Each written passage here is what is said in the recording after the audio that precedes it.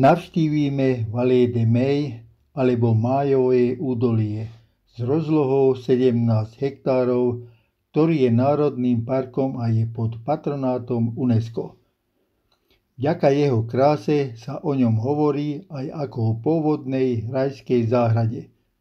Pocit pri prechádzke týmito lesmi je presne taký, ako vstúpiť na jedno z najkrajších majstrovských diel prírody. V tomto parku s trochu odlišným vývojom a mikroklímou ako inde vo svete je výsledok taký, že tu nájdeme veľké množstvo endemických druhov živočíchov a rastlín. Medzi ne patrí aj Coco de Mer. Pozrieme sa bližšie na túto palmu.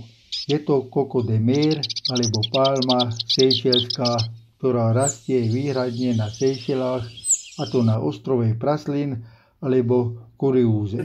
Musím vám ukázať ten Coco de Mer. To není ešte najstarší, najväčší môže byť aj 40 kilový.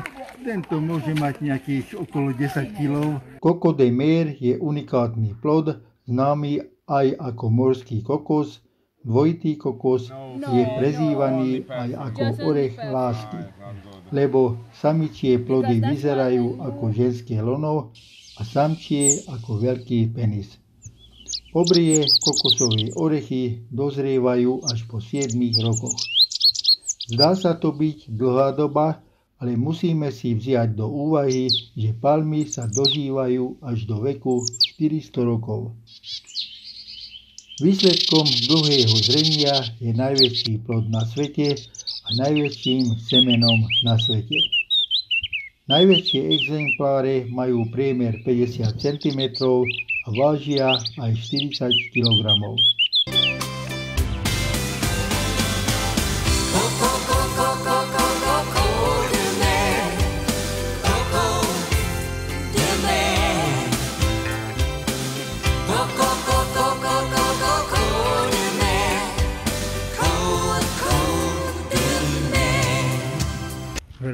Stojí to za to sem dojsť, hoci stojí okolo 30 € vstupné, ale to vidíme len raz v živote. Ja si myslím, že sem necestujeme každý rok, takže naozaj je to niečo prekrásne, oplatí sa sem dojsť. Palmy dorastajú do výšky 30 metrov a ich vejárovité listy merajú okolo 10 metrov. Semená potrebujú 2 roky na klíčenie, rastlina musí rásť 20 až 40 rokov, aby začala kvitnúť. Potom však trvá ďalších 7 až 10 rokov, kým samotný orech úplne vyrastie a spadne zo stromu. Rastúce orechy majú tvar obrovského zeleného srdca. Uvádza sa, že kokosová palma dokáže uniesť až 180 kg svojich plodov. Na mne som dosť zapotený, ale to s tým chodí, ale tá prales, to jednoducho treba vidieť. Plod palmy bol v minulosti využívaný ako dochucovadlo pokrmov, šupy sa používajú aj ako praktické nádoby a sušený plod je cenným afrodiziakum. Na ostrove sa ročne nazbiera asi 2000 kusov kokosových orechov a všetky sú prísne evidované. Každý z nich má svoju registračnú známku. Ak sa pokúsime vyviezť z ostrovov neoznačený orech z nelegálnej úrode, bude zabavený a hrozí nám aj väzenie.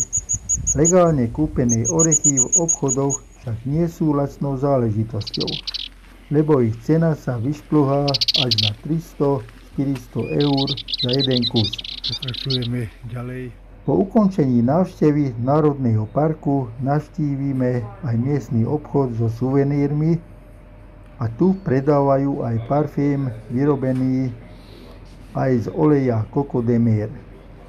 No a keď sme tieto parfémy vyskúšali, aj kúpili, tak sme sa rozhodli, že navštívime aj výrobňu parfémov, ktorá sa nachádza na ostrove Mahé. Našli sme tu výrobňu na Coco de Mer. Skrátka z toho plodu vyrábajú parfúmy a veškeré iné veci. A tu uvidíme, že ako tá výroba a predaj prebieha. Hello. Nutrajšok a ten pán to robí už 15 rokov. Skrátka je to stará výrobňa tu, síce modernej budovy.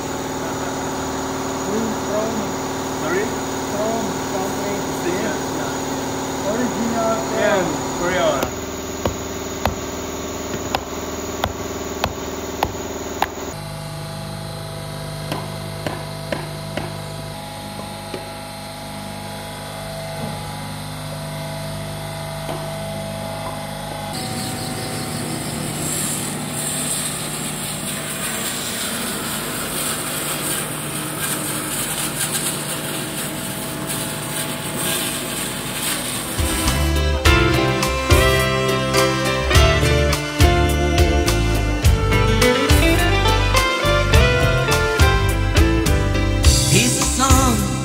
For a special girl,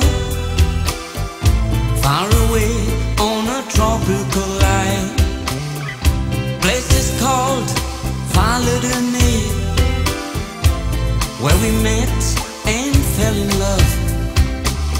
I thought she was just a girl. Tieto krabice stojí 300 eur 1 kilo. To vyvážajú do Dubaja a do Talianska, nikde na svete. To sú už také roztrúhané, ako používajú na veškeré účely.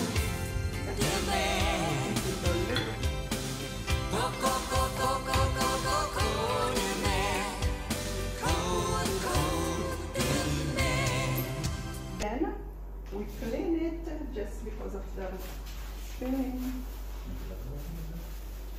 And then we have the top. We put the top.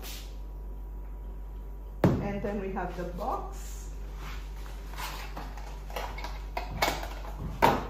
When you used to it, it goes quickly. Ako nám manažér výroby hovorí, dnes po rokoch starostlivého výskumu a vývoja kolekcia Coco de Mer hrdo predstavuje prvý rad kozmetiky na Seychelách.